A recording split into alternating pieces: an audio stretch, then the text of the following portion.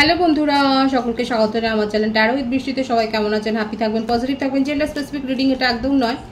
আমার viewers male অথবা female যে কেউ হতে পারে। টাইমলেস কালেকটিভ জেন্ডার নিজে পিক করা হবে না। সবসময় সব কথা আপনার সাথে রেজোনেট নাও করতে পারে। টাইমলেস হওয়ার জন্য আপনার সামনে যখন রিডিংটা আসবে আপনি এখান থেকে কোনো না কোনো গাইডেন্স কিন্তু পেয়ে যাবেন। All zodiac sign based reading, কয়েকটা রাশি সিগনিফিকেন্ট থাকে বলে আমি সেগুলোকে মেনশন করে দিই। সর্বোপরি রিডিংয়ের এনার্জি যদি আপনার সাথে ম্যাচ হয়ে যায় তাহলে কিন্তু পুরো রিডিংটাই আপনার। আজকে দেখে নেওয়ার চেষ্টা করবো আপনার পার্সনের কারেন্ট এনার্জি, আপনার কারেন্ট এনার্জি, ডিভাইনের গাইডেন্স কিছু থাকলে সেটাও দেখে নেওয়ার চেষ্টা করবো। রিলেশনশিপের হ্যাপি মোমেন্টস ভাবতে পারেন, পার্সনের নাম ভাবতে পারেন, তার ছবিও ভাবতে পারেন। ডিভাইন গাইড করবেন আমার ভিউয়ার্স যার কথা ভেবে রিডিংটা দেখছেন তার কারেন্ট এনার্জি কি আমার ভিউয়ার্সকে নিয়ে। ডিসিপেটিং,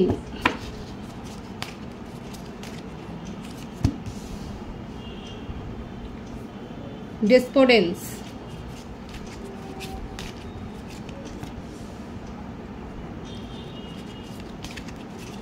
destiny, vanity,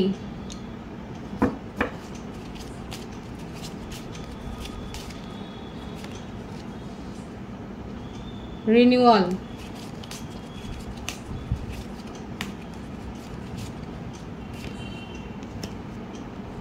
discovery, expansion। দেখুন এখানে যে ভাইবসটা আছে সেটা হচ্ছে যে আপনার পার্টনার অনেক বেশি ড্রেডিমিং করেন, সব কিছু ডেস্টিনির হাতে ছেড়ে দিতেও পছন্দ করেন। ডেটিমিংয়ের এনার্জি অনেক বেশি আছে। এছাড়াও হতে পারে যে তার সোশ্যাল স্ট্যাটাসটা খুবই হাই, মানে ছোটবেলা থেকে খুব একটা কষ্টের সম্মুখীন তাকে হতে হয়নি। অনেকের ব্লেসিংস এবং যেগুলো আমরা নিয়ে লড়াই করি ডে টু ডে একটা, সেই লড়াইয়ের মধ্যে দিয়ে কিন্তু তাকে যেতে হয়নি। দেখুন ফাইটিংটা যে কোনো কিছুর প্রতি হতে পারে।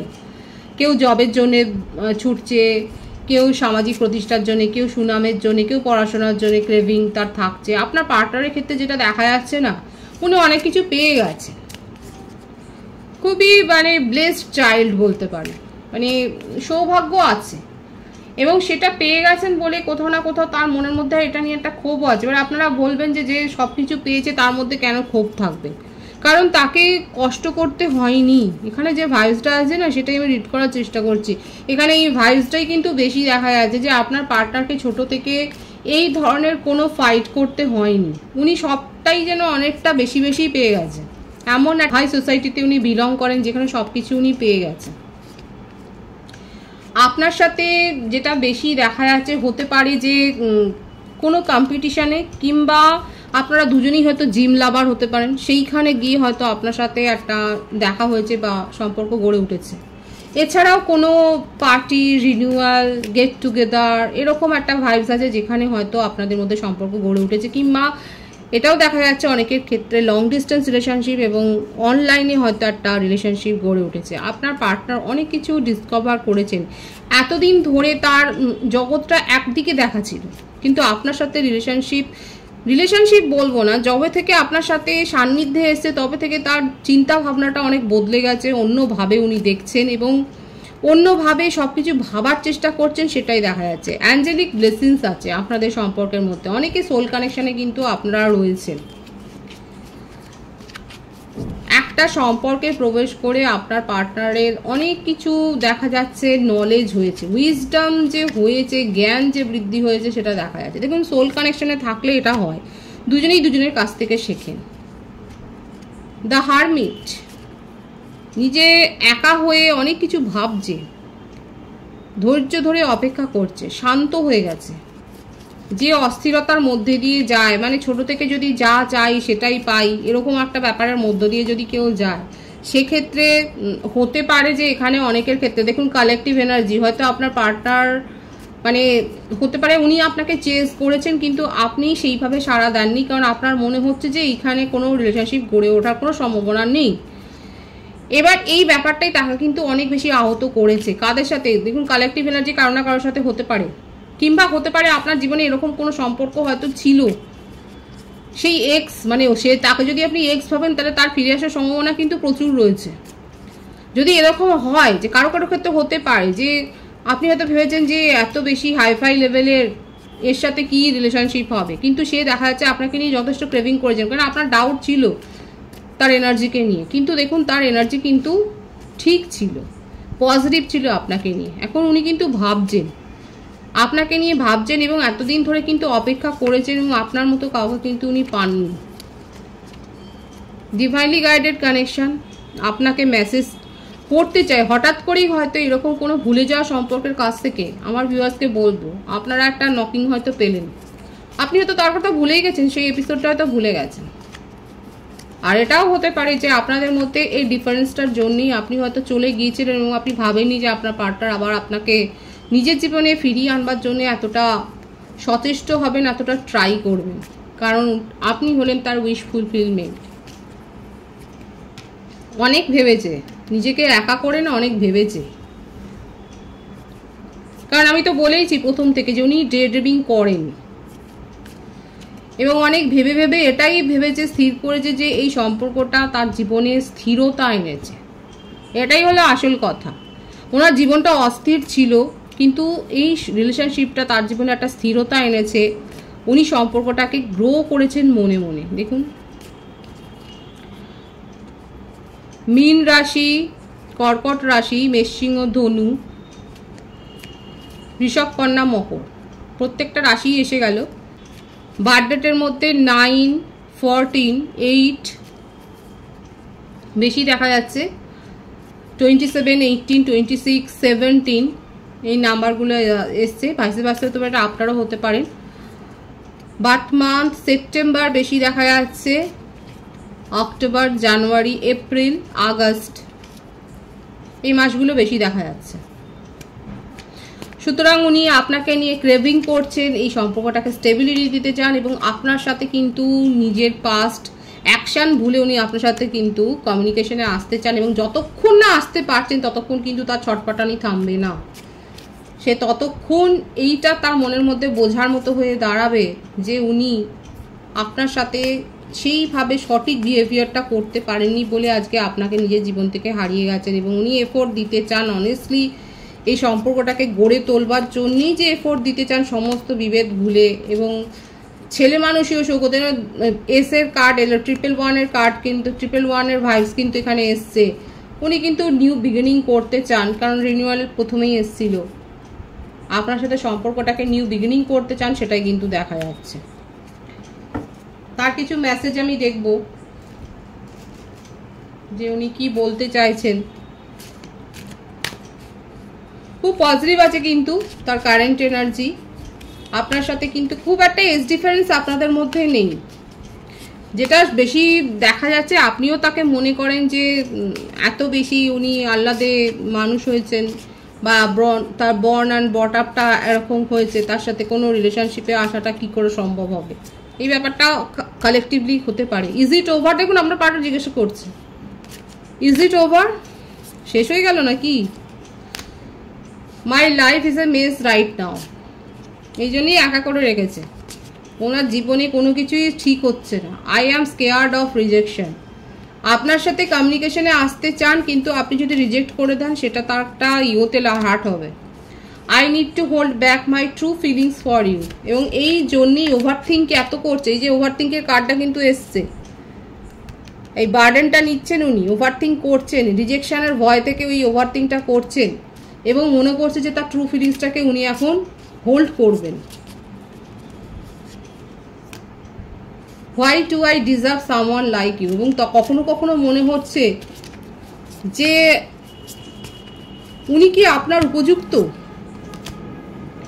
I am obsessed with you, এই ব্যাপারটাই হচ্ছে আসল, যেটা আমি বলেছিলাম যে ডেড্রিমিং উনি কিন্তু করেন আপনাকে নিয়ে, এবং আপনাকে নিয়ে যে তার একটা অবসেশন রয়েছে সেটা কিন্তু পরিষ্কার হয়ে গেল, খুব স্পষ্টই দেখা যাচ্ছে যে উনি কিন্তু খুব অবসেশনের মধ্যে রয়েছেন, আপনাকে নিয়ে খুব পজিটিভলি কিন্তু চিন্তা ভাবনা করেন। আপনার কারেন্ট এনার্জিটা দেখব, উনি কিন্তু খুব কাতর হয়ে রয়েছেন, সেটাই দেখা যাচ্ছে। 4 অফ ওয়ান্ডস, বিয়ে টিয়ে হয়ে গেল নাকি, নাকি বিয়ে ঠিক হয়ে গেছে? দ্য ডেভিল, আপনাকে নিয়ে অনেকে সমালোচনা করছে, যদি নাও হয় এই সপ্তাহটা সাবধান, আপনার চেনা পরিচিত কেউ আপনাকে নিয়ে গসিপ করতে পারেন। আপনার বিয়ে সঠিক সময় হচ্ছে না বলেও হয়তো এটা নিয়ে গসিপ হতে পারেন, কিন্তু যে যাই করুক না কেন সে তার কর্মটা পাবে।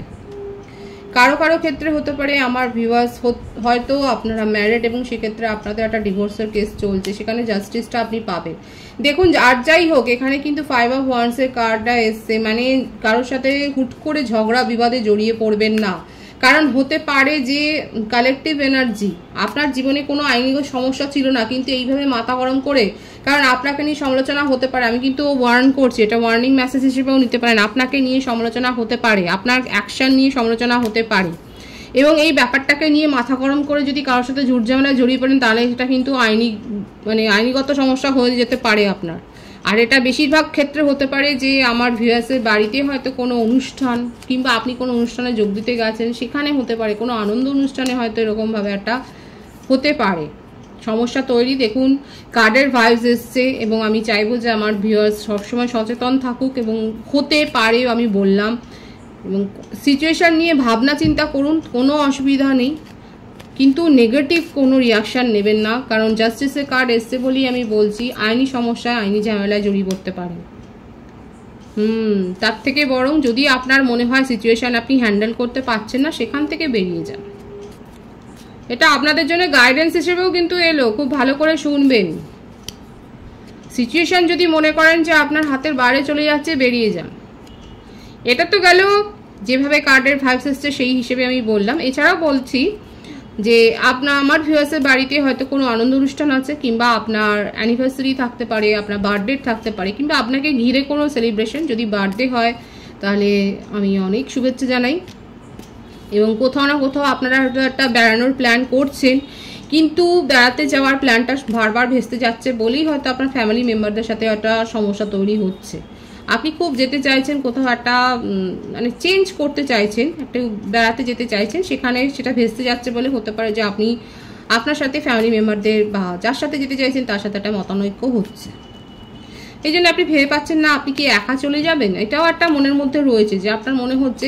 কারো কারো ক্ষেত্রে হতে পারে আপনারা হয়তো কোনো মন্দির দর্শন যাওয়ার কথাটাই ভাবছেন, কিংবা এমন কোনো জায়গায় যেখানে মন্দির রয়েছে, কেদারনাথ যাচ্ছেন নাকি জম্মু কাশ্মীর, তো এরকম যেখানে মন্দির রয়েছে সেখানেই আপনারা ভিজিট করতে চাইছেন, কিন্তু বারবার প্ল্যানটা ভেস্তে যাচ্ছে বলে আপনার মনটা খারাপ। কাদের ক্ষেত্রে ম্যাচ হচ্ছে তারা অবশ্যই বলবেন। কারেন্ট এনার্জিতে কিন্তু আমার ভিউয়ার্সের এসছে, এটা হায়ার সোলমেট কানেকশনে তো রয়েছে।